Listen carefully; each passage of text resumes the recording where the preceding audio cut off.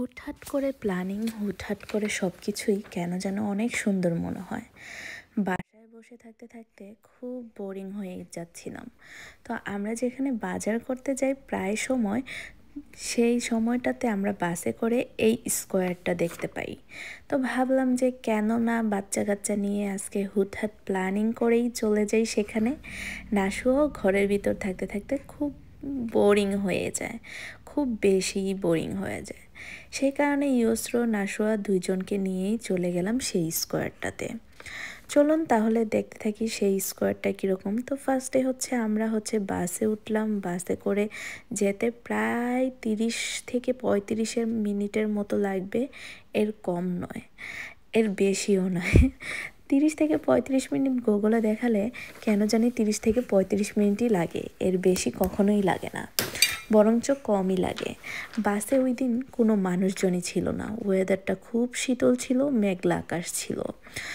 বাসায় থাকতে ছিল রৌদ্র, যেই ঘুরতে বের হবার প্ল্যানিং করলাম তখনই হয়ে গেল মেঘলা আকাশ। যাই হোক, ঘোরাঘুরি তো কোনোভাবেই মিস করা যায় না, যেভাবেই হোক ঘোরাঘুরি করতেই হবে। সামনে দেখলাম মিডিয়া মার্ট, তারপরে রেভে, রুসমান, সব কিছুই মনে হচ্ছিল এখানটাতে রয়েছে। শপিং করার জন্য একটা বেস্ট প্লেস, যেখানে সব কিছু পাওয়া যায় একসাথে, আর সব আইটেমের জিনিস রয়েছে, সুপার শপ রয়েছে, আর কি লাগে। যাই হোক, বেশ খোলামেলা ছিল জায়গাটা, আশেপাশে পাখির কিচিরমিচির আওয়াজ ছিল। তো এই স্কোয়ারটা বনেনপ্লাটস হল, বার্লিন জেলার গেজনবর্নের একটি স্কোয়ার। জায়গাটার নাম বনেনপ্লাটস, যা 1862 সালে জেমস হব্রেক্ট এই প্লেসটি করেছিলেন। যাই হোক, আকাশটা বেশ মেঘলা, দেখতেই পাচ্ছেন, একদম কি বলবো, আর মনে হচ্ছে ঝুম বৃষ্টি নেমে যাবে। রাস্তার নামটি পুরাতন গেজনবর্নের নামে স্মরণে, যেটা বলেইছিলাম। যাই হোক, সামনে যে লোহার একটা ঝর্ণা দেখতে পাচ্ছেন, এইটা 1701 সালে বর্তমানে ব্যাড স্ট্রেসে 39A আবিষ্কার হয়েছিল, যা পরবর্তীতে ফিড্রেসেস গেজনবর্নে পরিণত হয় এবং পরে যথাক্রমে লুইসেনবাদ এবং কন্ট্রেক্সট মারিয়ানবাদ নামকরণ করা হয়। এই ঝর্ণাটির দিকে যাওয়ার রাস্তাগুলোর নাম ছিল ব্যাড স্ট্রেসে এবং বুনেন স্ট্রেসে। 1949 সালে স্কোয়ারটি পুনরুদ্ধার করা হয়েছিল। 1985 থেকে 1987 সাল পর্যন্ত এটিকে নতুন করে ডিজাইন করা হয়েছিল।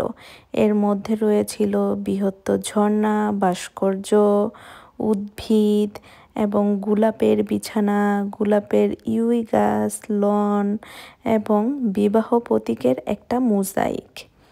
আপনারা তো দেখতেই পাচ্ছেন সব কিছু, এই যে ঝর্ণা, তারপরে এদিকে ওদিকে ফুল, এগুলো আসলে আমি যে আর দেখাইনি।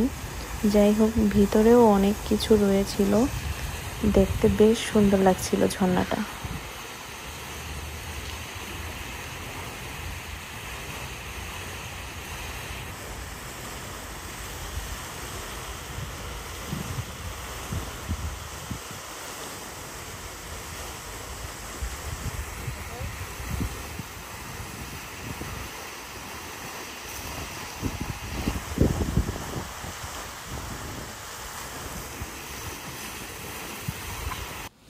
গাছে গাছে এত সুন্দর ফুল ধরেছিল, কি আর বলবো।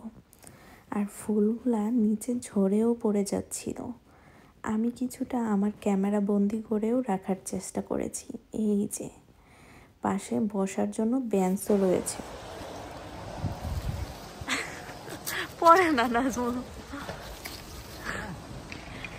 সুন্দর লাগতেছে না ফুলগুলা, মানে একটু লাল লাল সাদা সাদা। আমি যতটুকু সম্ভব একদম সামনে থেকে দেখানোর চেষ্টা করছি, মানে আপনাদেরকেও সাথে শেয়ার করার চেষ্টা করছি, কারণ এত সুন্দর করে ডিজাইন করা এই জায়গাটা দেখুন, কত সুন্দর করে ডিজাইন করা, আর কত বছর পুরাতন, তাই না? এখনো কতটা সুন্দর রয়েছে। আমি দেখে শুধু অবাক হয়ে যাই। জার্মানিতে এমন অনেক অনেক প্লেস রয়েছে, মানে ক্যাসেলও রয়েছে, মানে এত সুন্দর যা বলার বাহিরে। এই যে হচ্ছে এই এরিয়াটা, এইদিকে এরকম সুন্দর, আর এই সাইডে হচ্ছে এইটা। আশা না, এটা তো এখন সরকারি অফিস বানানো। হয়তো বা।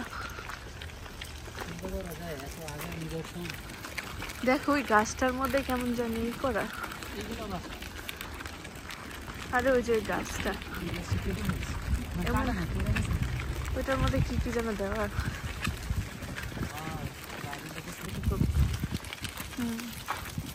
এখানটা তো অনেক ঠান্ডা লাগতেছে, তাই না? এখানে একটা টাওয়ার দেখা যাচ্ছে। কিসের? ওই যে ইটের হাঁটার মতো, ওই যে উপরে মনে হচ্ছে কি জঙ্গলে যাচ্ছি। ও হ্যাঁ,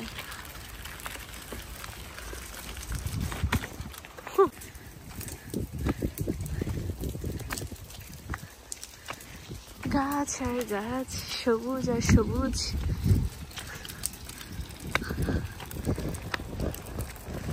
আমরা হচ্ছে পিছনটাতে চলে আসলাম।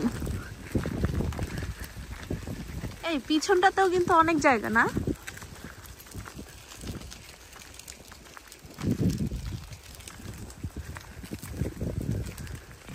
দেখো এখন হচ্ছে সামার, তাই এত ফুল দেখা যাচ্ছে, কিন্তু সবুজ সবকিছু।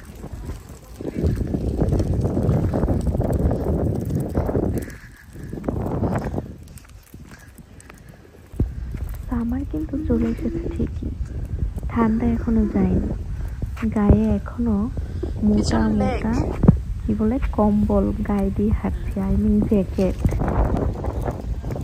না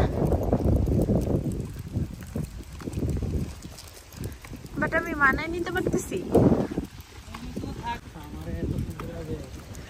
রৌদ্র থাকলে এই ওয়েদারটা কিন্তু আরো সুন্দর লাগতো বেশি, তাই না?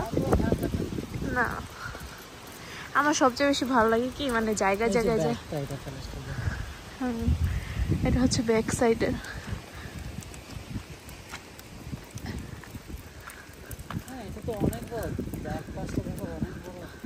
স্বাভাবিক, তাই না? সাথে অ্যাডজাস্ট করা। তবে এই বিল্ডিংটা একটু মনে হচ্ছে পরে করা, আধুনিক। দেখো হ্যাঁ, না না, এটা সেপারেট আবাসন, আর ওইটা সেপারেট। এই কর্নার পর্যন্ত সেপারেট করা গেছে। অনেক সুন্দর লাগতেছে, তাই না? পানির লেকটা তুমি দেখতে পারো, আমি যা দেখে আসি। অনেক স্রোত।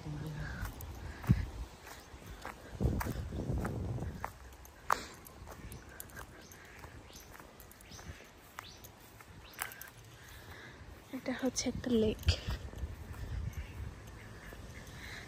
হাঁস আছে অনেকগুলা।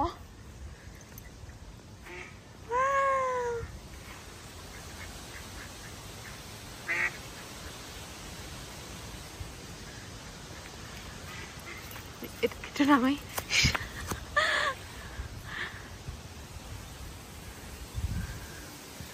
বেশ সুন্দর লাগলো। ওই যে আমার দুইটা রাজকন্যা।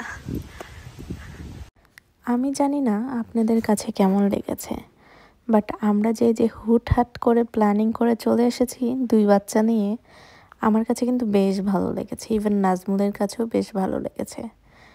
এই যে দেখুন, কুকুর নিয়ে যাচ্ছে।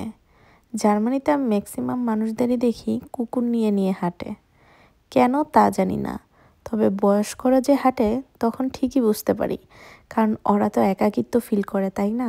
যে কারণে কুকুরকে ওরা পালে, কুকুরকেই জীবনসঙ্গী হিসেবে মেবি শেষ বয়সে বেছে নেয়। চিন্তা করো, ক্লাস মানে 5 বছর বয়স পর্যন্ত ওদের কোনো চাপ নাই না। আর আমাদের তো মানে আমাদের স্কুলে কত যে বই ছিল, আল্লাহ।